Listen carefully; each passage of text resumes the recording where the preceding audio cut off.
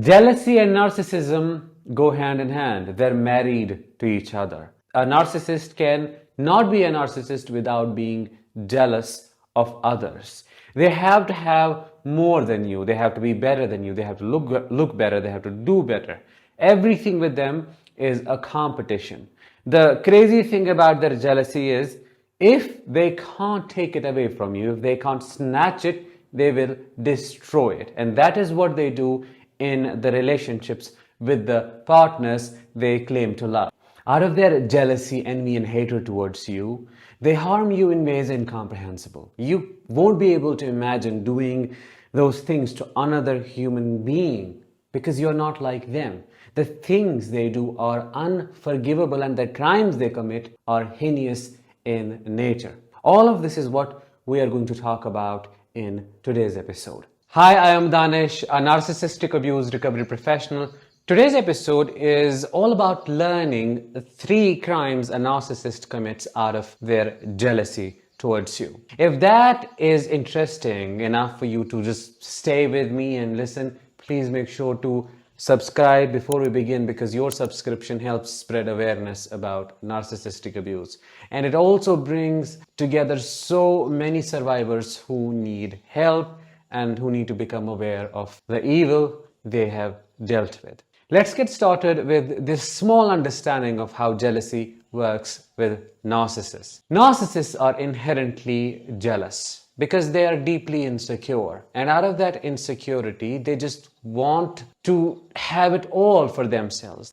Their container always remains empty because it has a hole on the bottom. They are never satisfied, and I have talked about this countless times. The problem with them is they want everything that shines, that glitters, because they chase novelty and they need to have it for themselves. So when they find you, the first thing they do is they become extremely jealous of your achievements, your potential, your job, your skills, your capabilities, your empathy, everything that you are, because they can't be that. Even when love bombing you, deep down, they harbor this hatred for you. They want to take it away. They want to destroy it, and that is what they end up doing in the devaluation stage. They slowly chip away at your self-esteem, your self-concept, your confidence, until they make you feel disabled. They can't stand the fact that you're earning better than them. You have better social skills than them. You're like a sun that knows how to shine in a cloudy sky.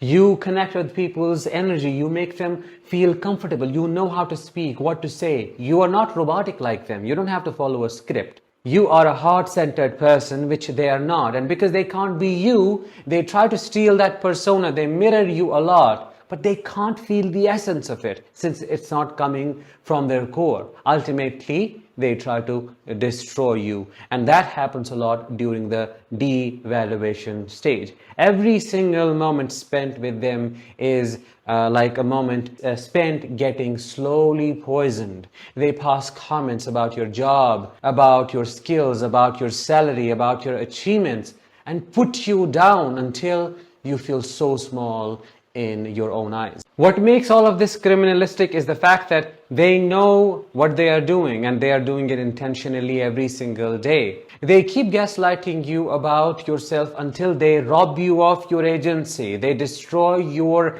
identity. I call it a form of character assassination. They kill your needs, your wants, your feelings. You don't know anymore what you like and what you don't. They interject themselves in your head parasitically until they take over and become your voice that you use to think about yourself, think about the world, and relate with others. Every time something happens, you naturally tend to believe their opinion more than yours. They convince you into seeing yourself as a monster, as a person who doesn't know how to navigate the world, how to deal with people, how to think properly, and so on. It's like they get into your head, make themselves home like a parasite, live in there, and now you completely forget yourself. Since they have totally brainwashed you into thinking that you are the cause of every single problem in the relationship, and if you express anything, if you have an opinion, it's always going to cause harm. You are the harm. If someone sees themselves that way, how would they be able to function anymore? Of course, they will collapse. Being with a narcissist is like being with a hostile parasite, a virus. They come in, they target you as the host, find what your vulnerabilities are, use them against you to slowly render you useless. They turn you into a shell of yours and then throw you away in the discard stage.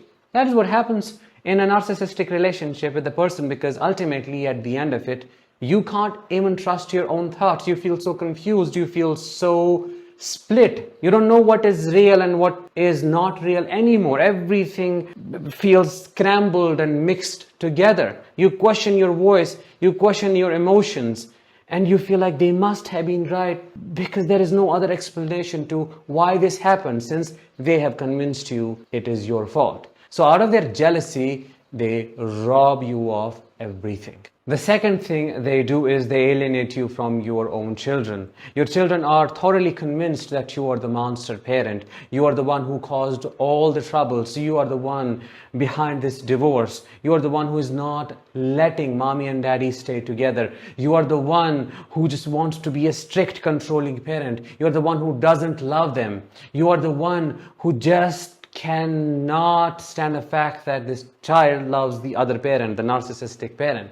So you are painted as the villain that you're not. The fact is, a narcissistic parent hates you more than they love their children, and that hatred drives them to destroy their relationship with you. They're so jealous of you having a relationship with your children that they completely isolate them from you, or they just enable them, they idolize them, they let them do whatever they want to, just to make sure that they hate you. They think you are a strict parent.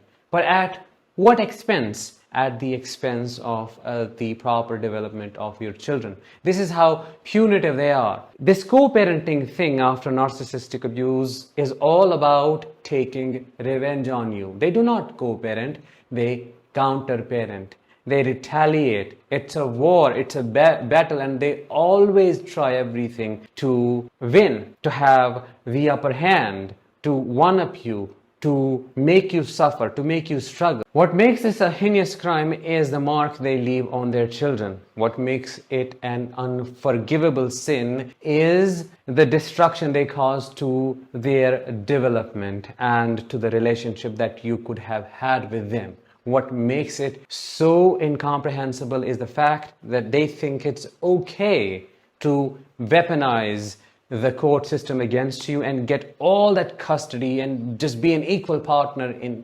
everything, but hardly give a damn about truly nurturing the children. The third and the biggest unforgivable sin is the destruction of your reputation and the isolation they cause. Every time you introduce them to a friend of yours or your family, what do you get back? A feedback that is nowhere near the reality. I mean, this is a sicko. This is an asshole. You should cut them off. Who wants to be friends with this person? How low must you be in your confidence and self-esteem to choose to have a relationship with so-and-so? Ultimately, you're made to doubt every single relationship to the point of cutting them off.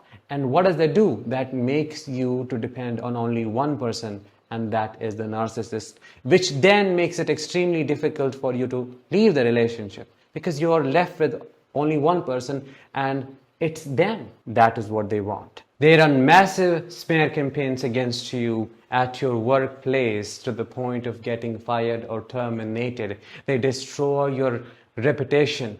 All those years of work that you have done, hard work to get to the point where you are or where you were, they just bring it down. They burn it down through their jealousy, because they just can't stand the fact that you are up there. They want to bring you down, and you might wonder why.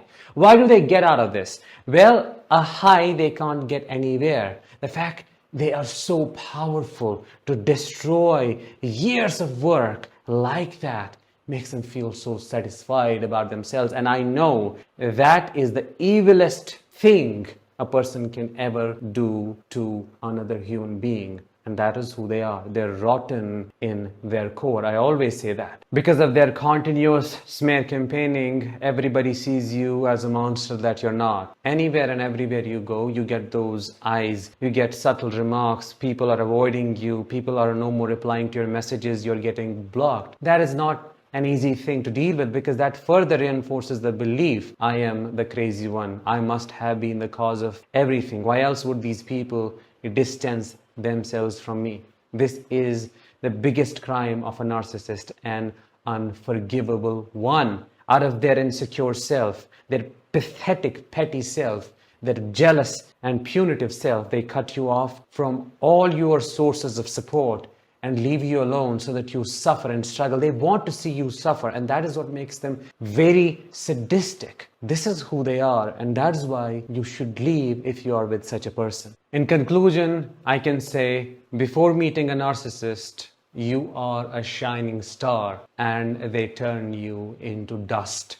They bring you down, destroy you, and turn you into nothing. That is how they attack your potential, your capabilities, your skills, everything that you have been. They destroy your hard work. They isolate you from your children, from your friends. They don't leave any aspect and area of your life untouched. And on top of that, they then blame you for being the monster, for causing them harm, for causing them a lot of pain. And you feel so pathetic, so ashamed inside for causing them so much trauma when you haven't done anything wrong. Just understand that this is classic Darwo: deny the attack, reverse the roles of victim and offender. They have to outwin you always, and to do so, they stoop to any level. Right or wrong doesn't matter to them, because their conscience is dead. Having that said, nothing was wrong with you in that relationship. Darwo, as I said, is basically an acronym that says the narcissist reverses the roles of victim and offender. You are made the offender and they become the victim, when in reality it is the opposite. Trust yourself, trust your experiences, because your experiences have all the answers that you're seeking. Leave and never look back. Give them your silence as a gift, because that is what they deserve. And pray and hope that they get the karma, they get the worst of the worst punishments, they get to rot in the deepest corners of hell, or whatever there is, because they deserve that. With that, let's bring this episode to an end. Thank you so much for listening and staying so long. I'll talk with you in the next one. Until then, let the healing begin and continue.